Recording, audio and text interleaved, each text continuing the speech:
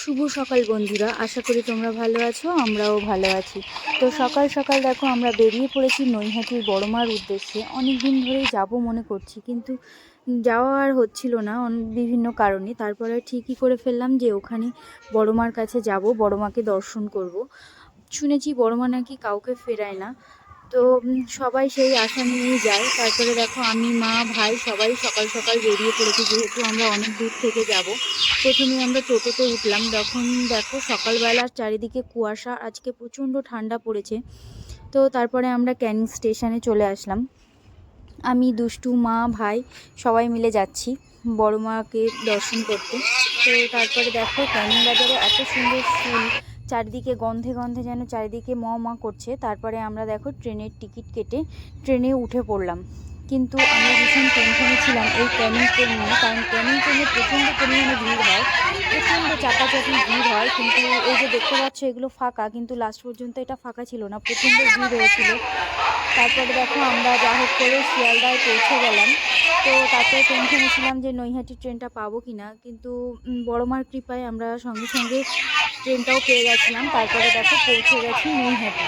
এখানে যেন নেমে একটা আলাদা একটা অনুভূতি হচ্ছে, মনে হচ্ছে যেন বড়মার কাছে পৌঁছে গেছি।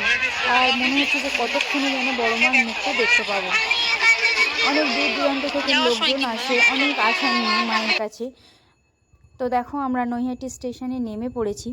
আর তখন যেহেতু একটু একটু রোদ উঠেছিল, ওই জন্য আর ঠান্ডা লাগছিল না। তো ভাইয়ের ব্যাগে সমস্ত কিছু চাদর, সোয়েটার সমস্ত কিছু দিয়ে দিলাম। দিয়ে দেখো আমি, দুষ্টু, মা এখন যাচ্ছি। এই নৈহাটি স্টেশন থেকে বড়মার মন্দিরটা বেশি দূরত্ব নয়, ওই 2-5 মিনিট, 5 মিনিটও তাও লাগে না। অনেকে ওখান থেকে টোটোওয়ালা, ভ্যানওয়ালা ওখান থেকে বলে যে পৌঁছে দিতে, কিন্তু তোমরা যদি যাও টোটোর দরকার নেই। ওখান থেকে সামান্য কিছুটা দূরেই হচ্ছে বড়মায়ের মন্দির। এই যে আমরা পৌঁছে গেছি বড়মার মন্দিরে তোমাদের সাথে কথা বলতে বলতে। তো যেহেতু আমরা শনিবারে গেছি, সবাই বলছে যে শনি মঙ্গলবার ভীষণ ভিড় হয়। আজকে মানে এত ভিড়ের কারণে নাকি সারাদিন মন্দিরটা খোলা থাকবে, দুপুরবেলা আর মন্দির বন্ধ করা হবে না। তো আমরা দেখতে পাচ্ছি না যে লাইনটা কোথা থেকে শুরু হয়েছে। তো তারপরে আমরা আস্তে আস্তে মন্দিরের সামনে গেলাম, গিয়ে ওখানটায় পাশে একটা দোকানি জুতো টুতো সমস্ত কিছু রেখে দিয়ে তারপরে আমরা বড়মার মন্দিরে যে লাইন, সেই লাইনে যাবো। তো যেতে যেতে দেখলাম যে বড়মার টিকা দেওয়া হচ্ছে। এই টিকাগুলো পড়তে আমাদের ভীষণ ভালো লাগে। প্রথমে দেখো আমি টিকাটা পরে নিলাম, তারপরে দুষ্টু, মা, ভাই সবাই এই টিকাটা পরে নিচ্ছে। আমার দুষ্টুও ভীষণ পছন্দ করে যে এই টিকাগুলো পরতে। আর এই টিকাগুলো পরলে যেন সবার মুখটা যেন কেমন পাল্টে যায়, ভীষণ ভালো লাগে এগুলো পরতে। আমি তো যেখানেই যাই এই টিকাগুলো আগে পরে নিই। তো চলো আমরা এবার দেখি যে মন্দিরের লাইন কত দূরে আছে। এটা নিয়ে আমাদের ভীষণ ভয় লাগছে, কারণ বলছে প্রচুর লাইন আজকে হয়েছে। তো তারপরে একটা দোকানে দেখো জুতো রেখে দিলাম, ব্যাগ রেখে দিলাম। তারপরে ওখান থেকে আমরা ডালা, প্রসাদ প্রসাদ সমস্ত কিছু নিয়ে নিলাম। তো নিয়ে এবার যাব আমরা মন্দিরের উদ্দেশ্যে। এই যে ডালা নিয়ে নিলাম।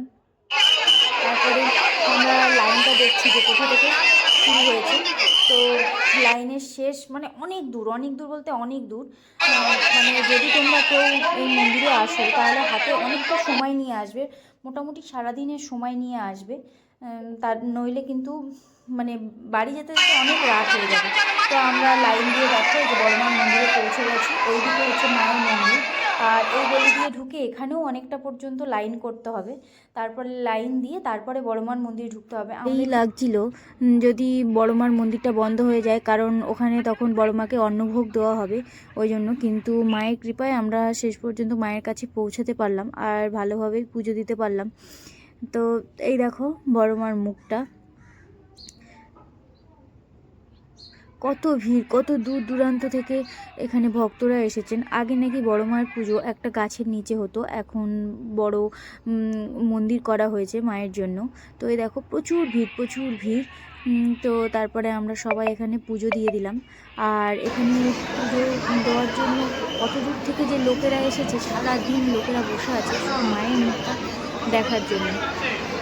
মায়ের মুখটা দেখলে মনে হচ্ছে যেন প্রাণটা জুড়িয়ে যাচ্ছে।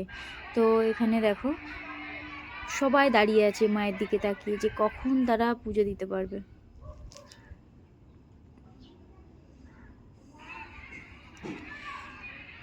তো আমাদের এখানে মায়ের দর্শন করে তো ভীষণ ভালো লেগেছে। তোমরা যে যে আসতে চাও তাড়াতাড়ি চলে আসো বড় মার কাছে, বড় মাকে দর্শন করার জন্য।